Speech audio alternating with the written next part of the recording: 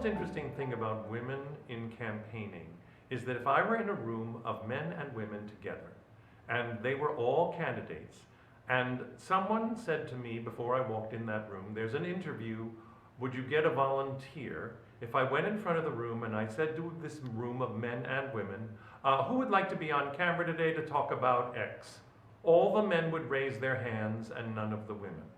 Why is that? Why do the men volunteer and the women don't do it? Now there's a lot of different reasons. Some of them are cosmetic. Women are concerned about having a bad hair day because men judge that. So there's a different standard for women, although I don't believe in it. I know there is a different standard. But that's not the real reason. The real reason is because women want to be more prepared and men don't care what they say. And that kind of boldness is why men get the camera attention and women don't. Because they say to themselves, I'm not prepared enough. I don't know enough about this. How many times have you seen a male politician answer a question about something he knows nothing about all the time? Very rarely will you see that happen to a woman. Because a woman will stop. She'll think. And it is that considered approach that is a deficit in the world where fame and media time is important. So this is a moment to trust oneself. I spend a lot of time teaching women how to trust their instincts, trust their first opinion, trust what they're going to say, and not second guess, and be bold. The saddest thing about the media right now is that it is inherently sexist. There's not even a question in my mind. No one is asking if a male politician's tone is shrill.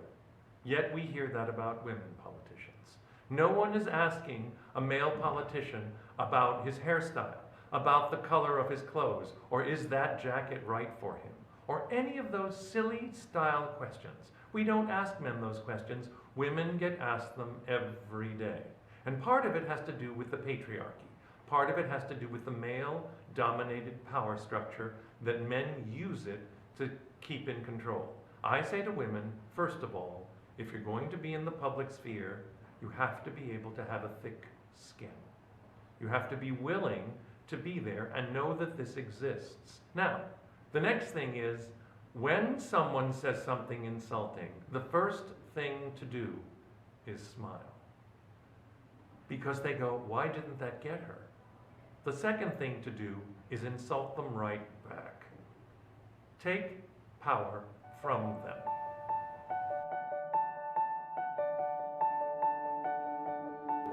When I think about the achievement of women in politics, I think of the genuine leaders that I have seen who have shaped the course of their country. I think about Margaret Thatcher. I think about Angela Merkel. I think about Indira Gandhi. I think about Golda Meir. I think about women who have changed the course of their country. Now, I'm a feminist. I've been a feminist all of my life. So I think that if women ran the world, we'd have less war, and we'd have more communication, and we'd work together better, because I believe that. I've always believed that.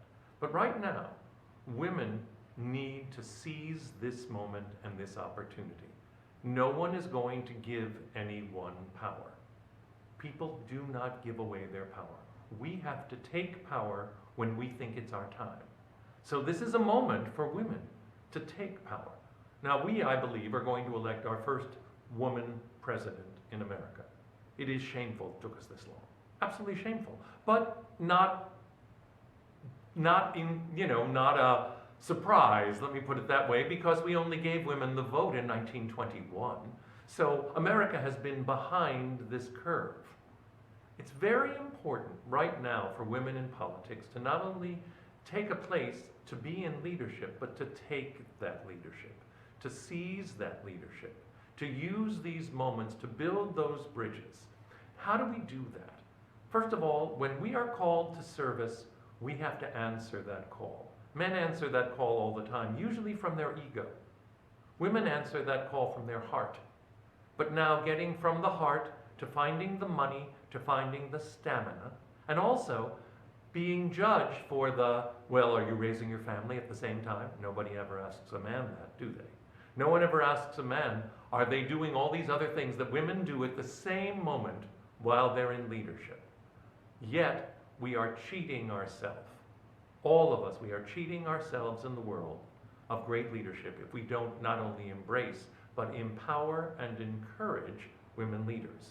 So I say this is the time. You're 10 years into this. It's time for the next 10 years to be led by women. I look forward to that moment.